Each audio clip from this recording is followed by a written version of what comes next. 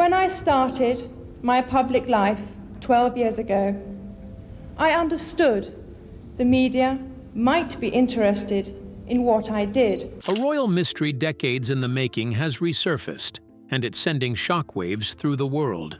New claims suggest that Princess Diana may have had a secret first child, a son hidden from the public for 44 years. Whispers of covert hospital visits, royal cover-ups, and shocking DNA links have reignited speculation about one of the monarchy's most guarded secrets. Could it really be true? Did Diana hide a child the world never knew about? Today, we uncover the astonishing truth behind this royal revelation. The box that changed everything. March 15th, 2024, began as an ordinary day for Michael Harrison. But by nightfall, nothing about his life would ever be ordinary again. The 44-year-old architect had returned to his late adoptive mother's home in Edinburgh to finish sorting through her belongings. It had been 3 quiet months since Eleanor Harrison passed away, and the old house still smelled faintly of her lavender perfume. Dust hung thick in the attic air as Michael shifted boxes aside, each filled with decades of memories, faded photographs, Christmas ornaments, and stacks of letters from people long gone. Then, beneath a pile of worn blankets, his hand brushed against something solid, a wooden box, small but unexpectedly heavy. It was the kind of thing that immediately pulls at curiosity, the type that doesn't want to be found. A brass lock, dulled by age and streaked with rust, sealed it shut. Michael turned it over, searching for a clue, when his fingers touched something taped to the bottom, a key, wrapped in yellow tissue paper. He frowned, his heart suddenly quickening. "Emma," he called softly to his wife, who had been organizing books by the window. "Come see this." She joined him, brushing the dust from her jeans, watching as he slid the fragile key into the lock. With a faint click, the lid creaked open. Both of them leaned in, expecting to find old trinkets or jewelry. Maybe a few forgotten keepsakes from Eleanor's youth, but the contents inside were far more dangerous than gold or silver. At the top lay a single sheet of paper, a birth certificate. Michael's breath caught. The name matched his, but the details did not. According to this document, he had been born on July 12, 1980, not February as he'd always celebrated. And beneath the bold heading, Mother's Name, it read, Diana Frances Spencer. For a moment, the attic went silent except for the faint hum of the wind outside. Emma stared, blinking hard. "That can't be right," she whispered. "Diana Spencer? As in Princess Diana?"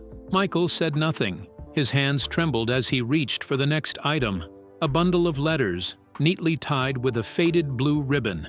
The handwriting was elegant yet trembling, as if it had been written through tears. He carefully opened the first one. "My dearest Eleanor," it began, "I cannot express how grateful I am for what you're doing. Taking Michael is the most difficult decision I've ever made, but it's the only way to keep him safe. Please tell him when he's old enough that his mother loved him more than life itself, and that everything I did was to protect him from a world that would never accept him." It was signed simply, D.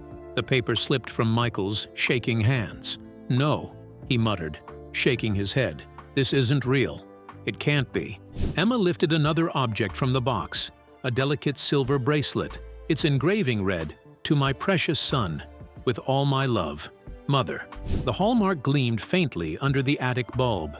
Asprey and Company, the luxury jeweler famously favored by the British royal family. Beneath it lay a small stack of photographs.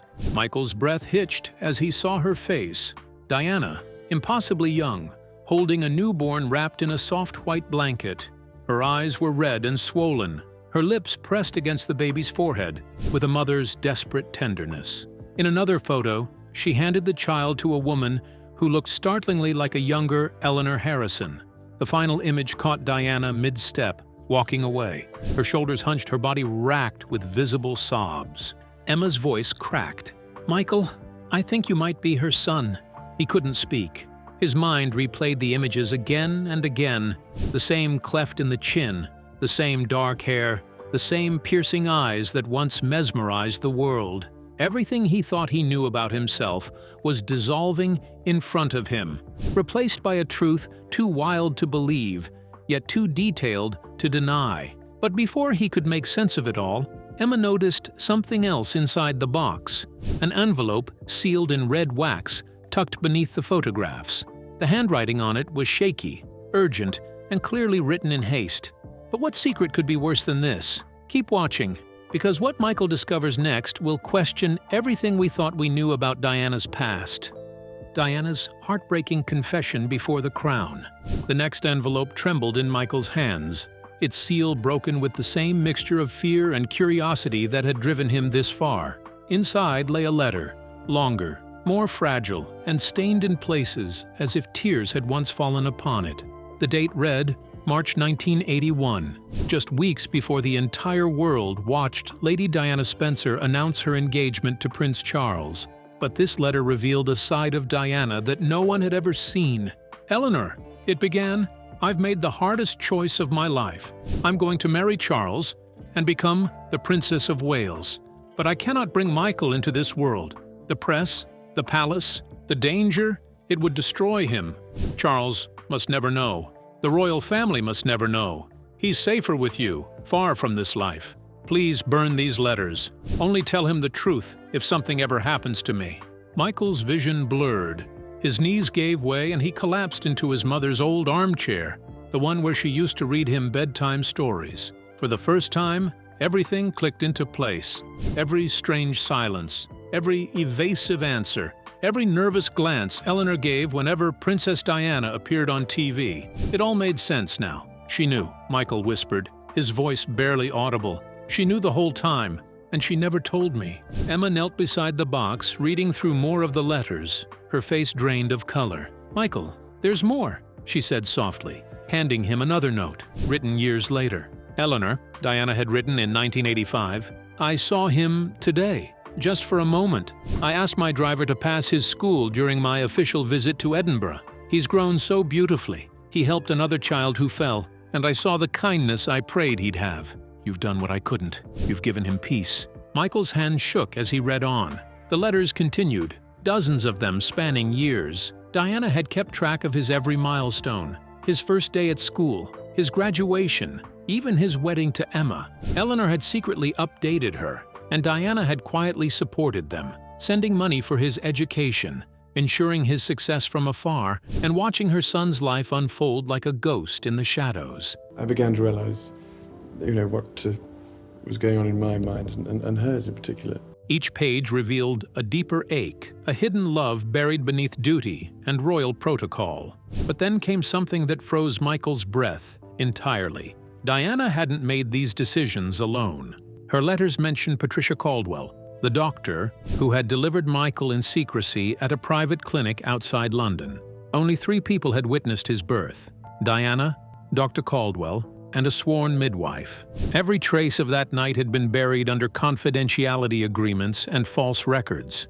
A trusted palace figure, Thomas Whitmore, later Diana's security advisor, had arranged the entire cover-up. He forged documents, built a false identity, and made Eleanor Harrison the guardian of Diana's hidden child. Eleanor wasn't chosen at random. In reality, she was chastised by the media and stifled by the conservative royal family. She was a childless widow who had once worked as a nanny for aristocratic families. Discreet, loyal, and deeply maternal, she had promised to protect the boy as her own.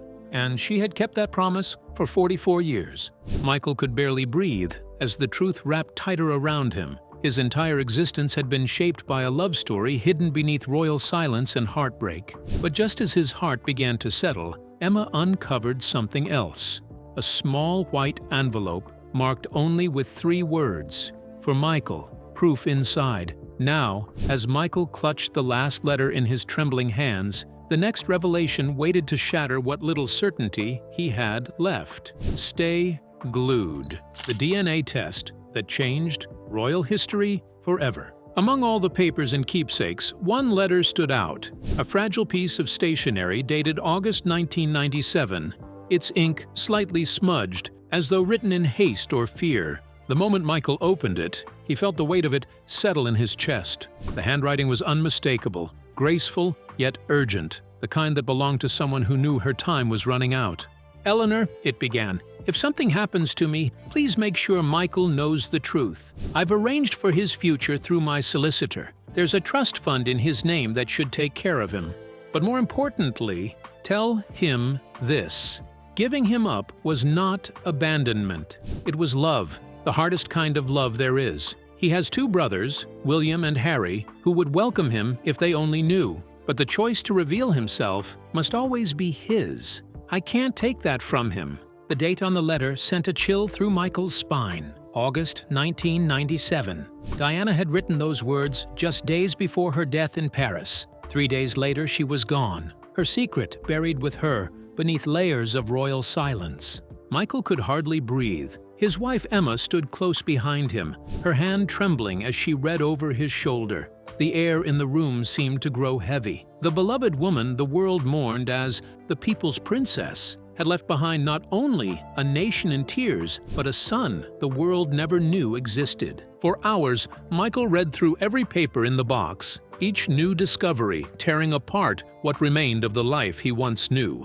There were medical records showing his blood type, a rare match with Diana's own. Receipts proved that the trust fund she mentioned had been quietly accruing interest for over 20 years. But the most haunting finds were a series of photographs, their edges curling with age. In several of them, Diana was captured at royal events, smiling and waving to crowds. But what caught Michael's attention were the faint pencil marks on the edges, tiny circles and arrows drawn beside a young boy's face among the spectators. In one image, that boy was him. Diana had been keeping track of him for years, watching from the stage of royal life while her son lived quietly in the shadows. Then Emma reached for something tucked beneath the pile, a simple cream-colored envelope with elegant writing on the front. "To my dearest Michael, on your 17th birthday." Inside was a card dated July 12th, 1997. "My darling son," it began. "Today you turn 17, and I am so proud of the young man you've become. I wish I could tell you this in person, wish I could hold you as any mother would, but I must love you from afar. I see your kindness, your strength, your intelligence, and I know Eleanor has done better than I ever could. You are everything I dreamed you'd be. Happy birthday, my precious boy. All my love, always and forever, Mother." Michael's hand shook as he read the final line. That card had been found among Diana's personal belongings after her death, but no one had understood its meaning until now. The truth was staggering. He wasn't just Diana's secret son. He was the older brother of Prince William and Prince Harry. Technically, that made him a direct heir to the British throne, though such a claim would never be recognized officially. Still, the implications were enormous. Should he reveal himself? Should he tell William and Harry that their mother had another child, one she'd hidden to protect? But before he could even decide, fate intervened. Emma, overwhelmed by everything they had uncovered, confided in her sister during a late-night phone call. By morning,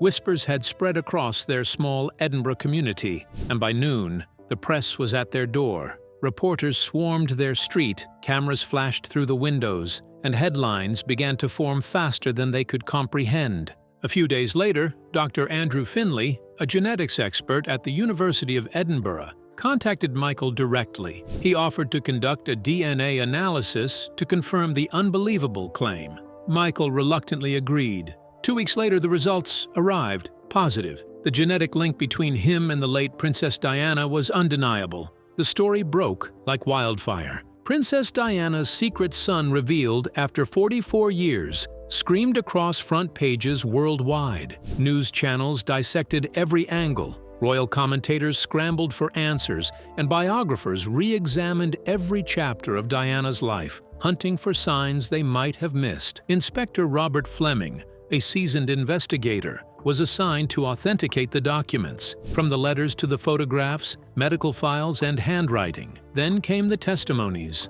Lady Catherine Ashworth, one of Diana's closest friends, stepped forward publicly. She tearfully confirmed that Diana had confided in her in 1980, torn apart by fear and guilt. She was terrified. Lady Catherine confessed to reporters. She knew if the royal family found out she had given birth before her marriage, she'd lose everything. But more than her title, she feared what the royal machine might do to her child. Soon after, Dr. Patricia Caldwell, the very doctor who had delivered Michael in secrecy, broke her silence too. Now, in her 80s, she revealed that Diana had continued to fund Michael's medical care throughout his childhood under false names. She loved him deeply, Dr. Caldwell admitted softly. And finally, Thomas Whitmore, Diana's former security advisor, confirmed what many suspected. He had orchestrated the entire cover-up, crafting false identities and sealing records so tightly that even palace insiders couldn't trace them.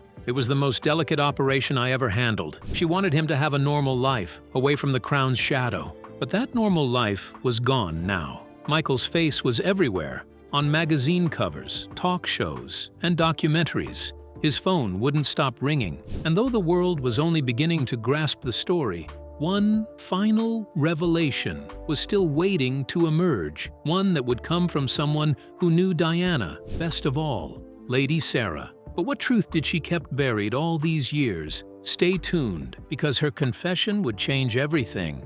A sister's truth, Lady Sarah's discovery that changed history. The letter arrived without warning. No sender's name, no clue of its origin. The handwriting was elegant, almost old-fashioned, and the signature at the bottom made Michael's pulse quicken. Lady Sarah McCorquodale, Diana's sister. The name alone carried a weight he could barely process. Why would she write to him now? The headlines had already branded him Diana's hidden son, a man whose very existence threatened the royal narrative. Yet, here was her own sister asking for a private meeting, away from cameras, away from questions, at Althorpe, the Spencer family's ancestral home, the same ground where Diana had played as a girl, and where she now lay, buried. Michael's mind swirled with hesitation and longing. He had spent his life searching for fragments of truth, for any proof that tied him to the woman whose eyes he seemed to have inherited. Now, perhaps, that proof had finally found him. Days later, he stood before the grand gates of Althorpe, the autumn air thick with history and sorrow. In the rose garden, Diana's favorite place, Lady Sarah waited, dressed in quiet grace. When their eyes met, Sarah froze. "You look so much like her," she whispered, her voice trembling with emotion, especially around the eyes.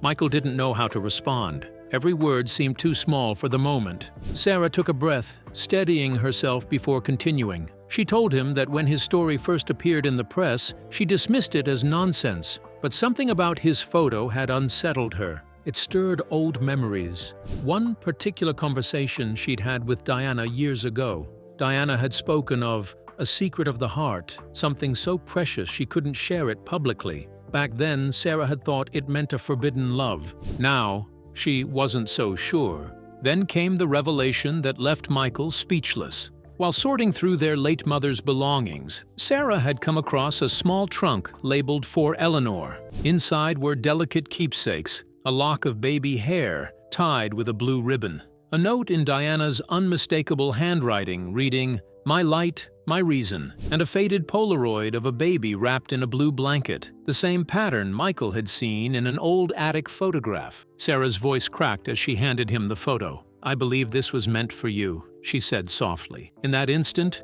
words failed them both. Time seemed to pause, the garden alive only with unspoken truth. But as Michael absorbed the weight of it all, how did Prince William react when he discovered the brother his mother kept hidden all these years? Stay tuned for the shocking revelation. The brothers' secret meeting. When the world learned about Michael Harrison's royal connection, one question echoed louder than any other. Would he meet his brothers, Prince William and Prince Harry? The headlines couldn't stop spinning theories, and social media was on fire. Yet behind palace walls, the question wasn't about publicity. It was about family, identity, and the fragile truth that had been buried for over 4 decades. The palace released calm, carefully worded statements. Both princes said they were processing the revelations and would address the matter in due time.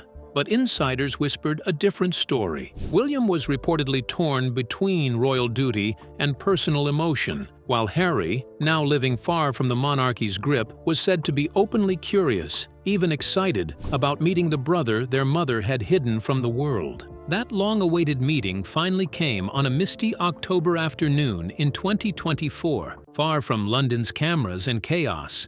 The location was a secluded estate tucked deep in the Scottish Highlands, chosen for its privacy and quiet beauty, perhaps something Diana herself would have loved. Michael arrived first, his heart pounding, hands trembling slightly as he entered the old library. He had come alone, leaving his wife Emma behind. This moment, he felt, wasn't for anyone else. It was his to face. William arrived next, composed but visibly uneasy. Harry followed 20 minutes later, his expression softer, his emotions more open. The air between them was heavy with decades of untold history. For a moment, no one spoke. Then, William stepped forward and said quietly, "You look like her, around the eyes, and your hands, they're just like hers." Harry's reaction was more raw. His voice broke as he whispered, "I can't believe she kept this secret for so long, that we had a brother and never knew." The three men spent nearly 4 hours in that room. They laughed, cried, and shared fragments of memories about the woman who had shaped all their lives in different ways. Michael told them about the letters he had found. Diana's words filled with love, regret, and protection. William and Harry listened in stunned silence as he revealed that Diana had watched over him from afar, funding his education and tracking his milestones in secret. "She protected you," William finally said. "Just like she protected us, but even more. She gave you what we never had, a normal life." Michael learned that their mother had often hinted at a deep guilt she couldn't explain. She had spoken of a child she couldn't save from this life, words that had always puzzled her sons. Harry recalled how Diana would always grow quiet around July 12th, Michael's birthday. "She never forgot you," Harry said softly. "Even when she couldn't see you, you were in her heart." The brothers agreed to keep their newfound bond private, at least for now. There were too many complications: royal protocols, constitutional implications, and the ever-hungry media waiting for a story. But for the three of them, this wasn't about politics or public image. It was about healing. As the rain poured softly against the windows, Michael finally felt the peace he had searched for all his life. He wasn't just an ordinary architect from Edinburgh anymore. He was Diana's secret son, a brother loved from afar, protected by the woman who had risked everything to give him freedom. Her secret had lasted 44 years, buried beneath royal silence and sealed letters. But in the quiet corners of that Highland library, the truth had found its voice. Diana had given her hidden son the one gift she could never give her other boys: the freedom to live as himself, untouched by the weight of crowns and cameras. For the first time, Michael truly understood her sacrifice. So, is it just another layer in the royal family's web of hidden truths? Share your thoughts in the comments. Don't forget to like and subscribe.